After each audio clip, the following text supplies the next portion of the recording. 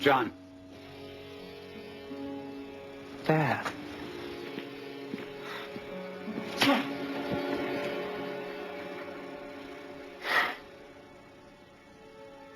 What the hell are you doing? Why can't you stay out of this? Leave me buried. What is scenario 12D? We know it's a war game scenario, that it has to do with airline counterterrorism. Why is that important enough to kill for? Because it's no longer a game. But if some terrorist group wants to act out this scenario, why target you for assassination? Depends on who your terrorists are. The men who conceived of it in the first place. You're saying our government plans to commit a terrorist act against a domestic airline? There you go. Indicting the entire government as usual. It's a faction. A small faction. For what possible gain? The Cold War's over, John. But with no clear enemy to stockpile against, the arms market's flat. But bring down a fully loaded 727 into the middle of New York City, and you'll find a dozen tin-pot dictators all over the world just clamoring to take responsibility and begging to be smart-bombed. I can't believe it. This is about increasing arms sales. Mm-hmm. When? Tonight? How are you going to stop them? Why didn't you tell the world this? Go to the press. You think I'd still be drawing breath 30 minutes after I made that call? The press? Who's going to run this story? We would. This? This is birdcage liner. Wild-eyed crap right up there with Elvis as an alien and two-headed babies. You obviously read it. Don't be so damn naive. You think this is going to save the world?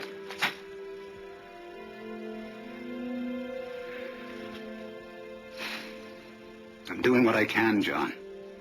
I don't have all the specifics on scenario 12D, but I think I know the flight they've chosen. You stay out of it. I don't want Overlord gunning for you, too. Find anything?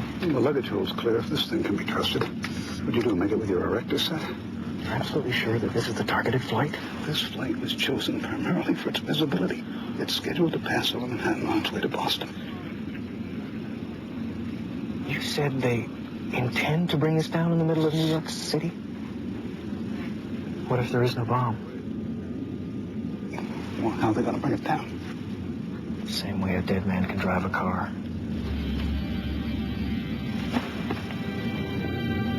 What do you mean, no bomb? Langley, I need you to hack into the aircraft's onboard navigation system. We need to know where we're headed. Okay, go into headsets. I'll clone the airphone's carrier. Make them think we're sending a ground-to-air fax. That's one twisted star 69. Well, just get ready to ride the wave, hippie boy. Just get me on that plane and I'll get you autopilot access. How are you going to do that? Airline telemetry systems use processors similar to those found in CB radios. I'm in. We got ourselves a convoy. What's your progress? I've hacked into the flight control system output. With a little bit of help. It's what the brains of the plane is telling the little black box. Course, heading, attitude, hold, yaw, axis stabilization. What? What the heck's that? Is that what it looks like? I think it is what it looks like. What does what look like? Modem protocols. Remote access. Somebody on the ground's flying your plane. Bogey, sir. Keep your course.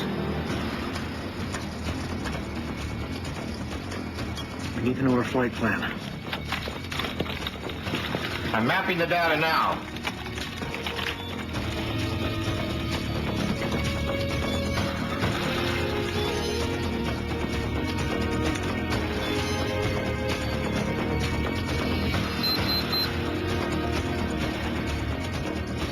Fires. Your flight's gonna make an unscheduled stop in exactly 22 minutes. The corner of Liberty and Washington. Lower Manhattan. World Trade Center. I'm going to crash the plane into the World Trade Center. I'll tell the flight crew.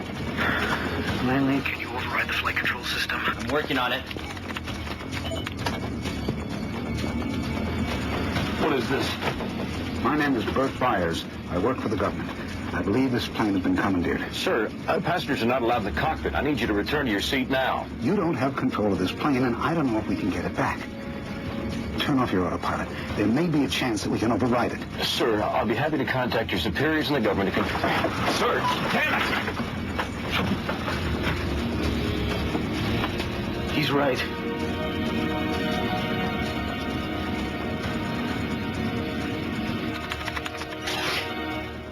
Damn it! Frozen again.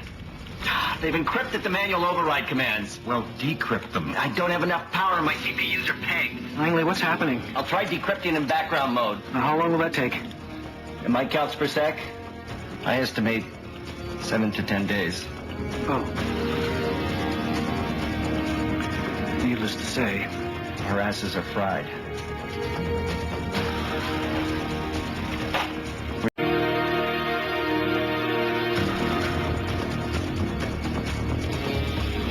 All right, try cutting electrical power. Who thought of that? Who thought of everything? Ladies and gentlemen, this is your captain speaking. We're experiencing some technical difficulties up here. At this time, we'd like you all to return to your seats. And kiss your asses goodbye.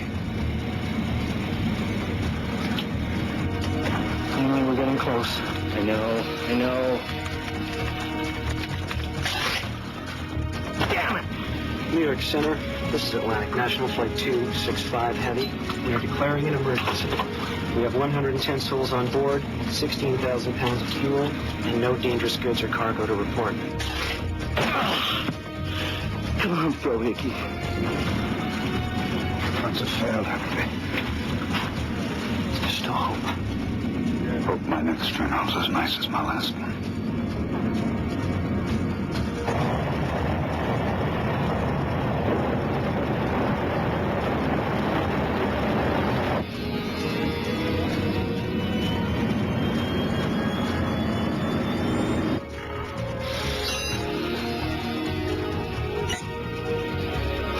B-I-N-G-O.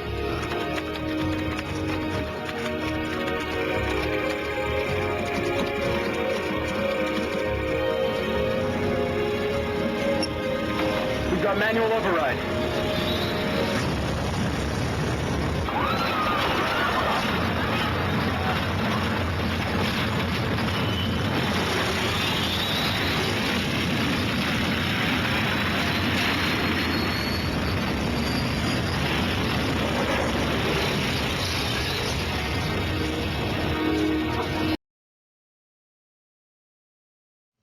We're talking with Dean Haglund. He is an actor, he is an inventor, and he is also a traveling sage going about the country, just investigating what the public mind is brewing. A general snapshot of America as it is today. Just briefly, Dean, tell us what you're doing.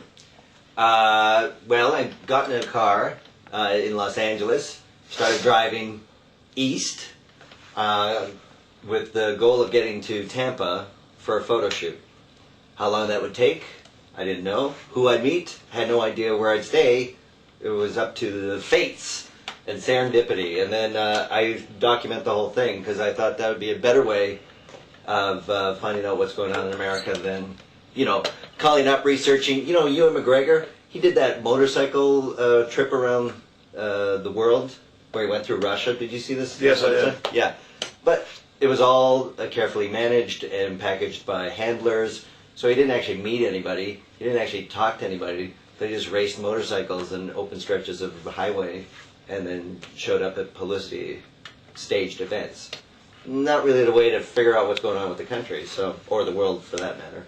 So I figured this would be a better way without having any, just a laptop, go to the free Wi-Fi spots, find out where I'm going.